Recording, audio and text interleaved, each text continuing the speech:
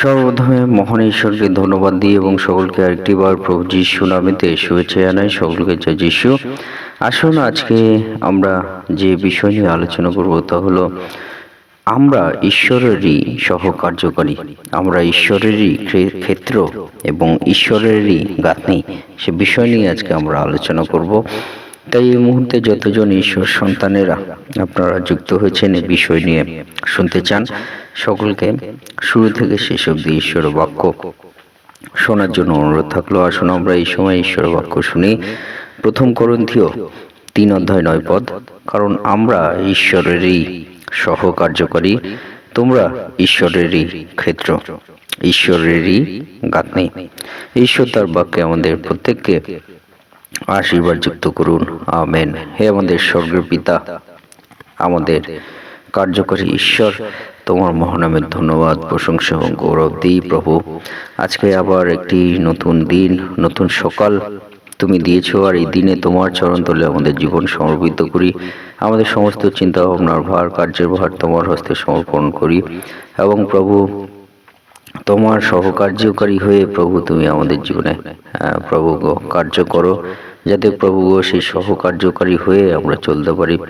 এবং প্রভু যতজন সন্তানেরা শুনছে প্রত্যেককে তুমি স্পর্শ করো, প্রত্যেককে তুমি তাদের জীবনে কথা বলো এবং আত্মিক জীবন বৃদ্ধিতে তুমি সহায়তা করো।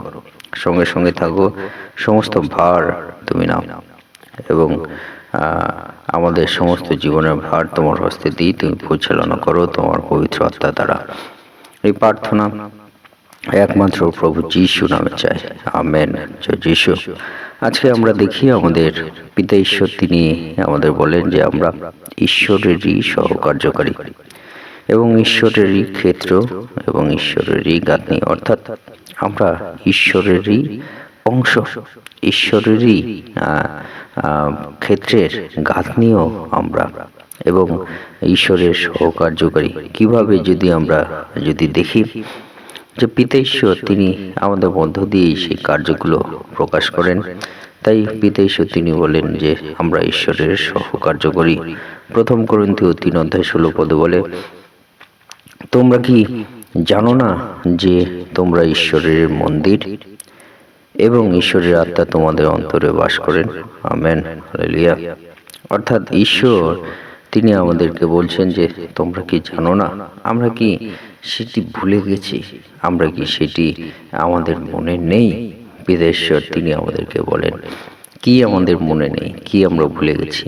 পিতা ঈশ্বর বলেন যে তোমরা ঈশ্বরের মন্দির, অর্থাৎ আমরা প্রত্যেকে ঈশ্বরের মন্দির এবং বলছে ঈশ্বরের আত্মা তোমাদের অন্তরে বাস করেন, আমেন, হালেলুয়া। ঈশ্বরের আত্মা আমাদের অন্তরে বাস করেন, হালেলুয়া। যদি আমরা চিন্তা করি, যদি আমরা ভাবি যে পিতা ঈশ্বর যখন সকল মনুষ্যকে সৃষ্টি করছেন, সেই প্রথম মনুষ্যর যদি আমরা ঘটনা জানি যে আদম, পিতা ঈশ্বর তাকে সৃষ্টি করেছেন। আর সেই সময় আদমকে যখন পিতা ঈশ্বর এই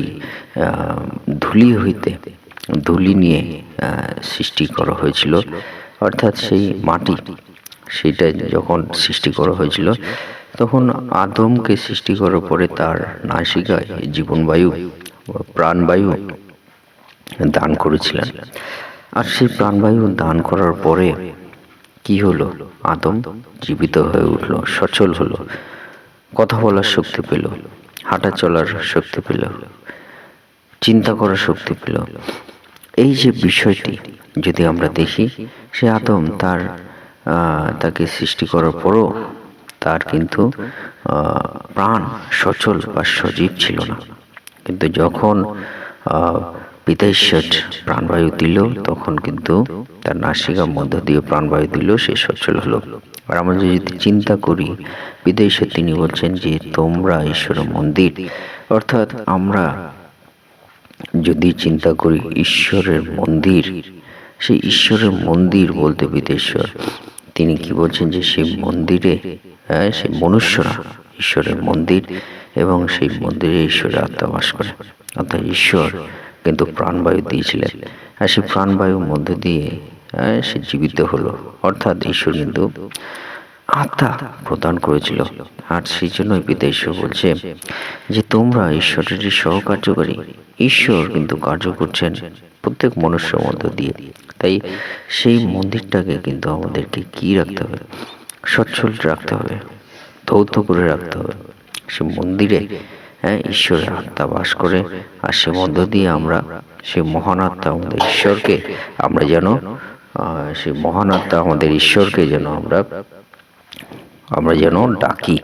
সে মধ্য দিয়ে আমাদের সে মন্দির আরো স্বচ্ছ পবিত্রতা হবে, আর সে মধ্য দিয়ে ঈশ্বরের কার্য প্রকাশিত হবে। যখন একজন সেই ঈশ্বরকে জানতে পারছে, তখন কি সে তখন সত্যময় ঈশ্বরকে জানার মধ্য দিয়ে ঈশ্বরকে যখন ডাকছে, তখন তার মধ্যে দিয়ে আরো ঈশ্বরের সন্তানেরা তারা নতুন করে তাদের সেই মন্দিরকে স্বচ্ছ করতে পারছে, এবং সেই ঈশ্বরের আত্মা যে তাদের অন্তরে বাস করে, তাদের দেহে যে ঈশ্বরের আত্মা বাস করে, সে মধ্য দিয়ে সে নতুন করে তার মন্দিরকে সে আরো ধৌত করতে পারছে এবং ঈশ্বরের সহকার্যকারী হয়ে কার্য করতে পারছে। অর্থাৎ আরো ঈশ্বরের সন্তানদেরকে রক্ষা পথ তৈরি করছে। হালেলুয়া। তাই আমরা মনে রাখতে হবে আমরা ঈশ্বরেরই সহকার্যকারী। যারা আমরা ঈশ্বরকে জেনেছি, যারা আমরা প্রভু যিশুকে জেনেছি, আমাদের মনে রাখতে হবে আমরা ঈশ্বরের সহকার্যকারী। কারণ সহকার্যকারী কি করে? কারণ ঈশ্বরের আত্মা আমাদের প্রত্যেকের মধ্যে বাস করছে, আর সেই ঈশ্বরের আত্মা যেখানে বাস করে, সেই মন্দিরকে আমাদেরকে রক্ষা করতে হবে। সে বিষয়ে আমরা মনে রাখি। 2 করন্থীয় 6:1 বলে, আর তাহার সঙ্গে কার্য করিতে করিতে আমরা নিবেদন করিতেছি, তোমরা ঈশ্বরের অনুগ্রহ বৃথা গ্রহণ করিও না। আমেন। হালেলুয়া। আমাদের মনে রাখতে হবে যে আমরা ঈশ্বরের যে অনুগ্রহ, সেই অনুগ্রহ আমরা বৃথা গ্রহণ না করি। অর্থাৎ যেন আমরা কার্য করি, যাতে সেই ঈশ্বরের মন্দির সেটা রক্ষাপ্রাপ্ত হয় এবং সেটা কার্যকারী হয়, সহকার্যকারী আমরা হতে পারি। সেই বিষয় যেন আমরা মনে রাখি।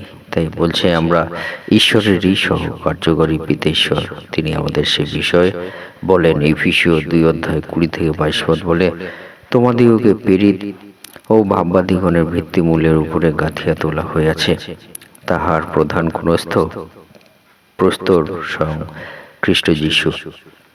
তাহাতেই প্রত্যেক গাঁথনি সুসংলগ্ন হইয়া প্রভূতে পবিত্র মন্দির হইবার জন্য বৃদ্ধি পাইতেছে। তাহাতে আত্মাতে ঈশ্বরের আবাস হইবার নিমিত্ত তোমাদিগকেও একসঙ্গে গাঁথিয়া তোলা হইতেছে। আমেন। হালেলুয়া। বিষয়টি যদি আমরা মনে রাখি যে প্রভু যিশুই কিন্তু তিনি প্রধান প্রস্তর স্বয়ং যীশু খ্রিস্ট, আর সেই প্রত্যেক গাঁথনি কিন্তু প্রভুতে পবিত্র মন্দির হইবার জন্য বৃদ্ধি পাইতেছে। সে বিষয় যেন আমরা মনে রাখি। অর্থাৎ প্রভু যিশু তিনি কোণের প্রধান প্রস্তর। তাই সেই যিশুকে কেন্দ্র করে কিন্তু আমাদের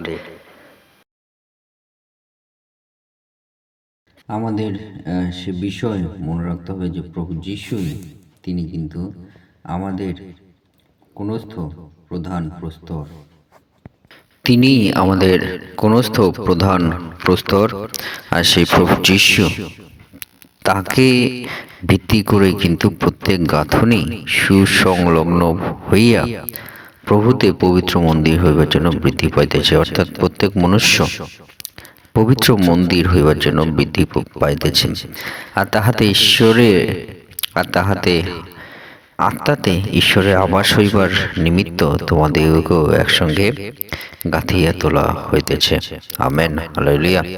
সে বিষয় আমরা মনে রাখি যে আমরা ঈশ্বরেরই সহকার্যকারী, ঈশ্বরেরই ক্ষেত্র, ঈশ্বরেরই গাঁথনি, সেইভাবে আমরা বৃদ্ধি পাইতেছি। ঈশ্বর সেইভাবে আমাদের প্রভু যীশু খ্রিস্ট সেইভাবে কিন্তু আমাদেরকে বৃদ্ধি করছে। আর সে মধ্য দিয়া কিন্তু ঈশ্বরের দয়া, করুণা, আশীর্বাদ আমাদের জীবনে আমরা পেয়েছি এবং অন্যরাও পেতে চলেছে। সেইভাবে সেই আমাদের ঈশ্বর, তাকে আমরা যেন ধন্যবাদ, তার গৌরব, তার মহিমা যেন আমরা দিই। ঈশ্বর তার বাক্যে আমাদের প্রত্যেককে আশীর্বাদ যুক্ত করুন। আমেন। আসুন আমরা প্রভুর প্রার্থনা করি। হে আমাদের সর্বস্তু পিতা, তোমার নাম পবিত্র বলিয়া মান্য হোক, তোমার রাজ্য আসুক, তোমার ইচ্ছা যেমন স্বর্গে তেমন এই পৃথিবীতেও সিদ্ধ হোক। আজ আমাদের প্রয়োজনীয় খাদ্য অদ্য আজ আমাদিগকে দাও, আর আমাদের অপরাধ সকল ক্ষমা করো, যেমন আমরাও আপন আপন অপরাধীকে ক্ষমা করিয়াছি। আর আমাদের পরীক্ষাতে আনিও না, কিন্তু মন্দ হইতে রক্ষা করো, কারণ রাজ্য, পরাক্রম ও মহিমা যুগে যুগে তোমারই হোক। আমেন। এই মুহূর্তে সৃষ্টিকর্তা পিতেশ্বরের প্রেম এবং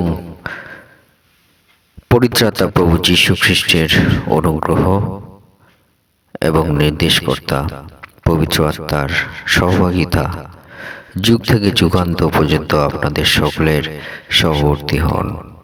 আমেন। জয় যীশু, জয় যীশু, জয় যীশু।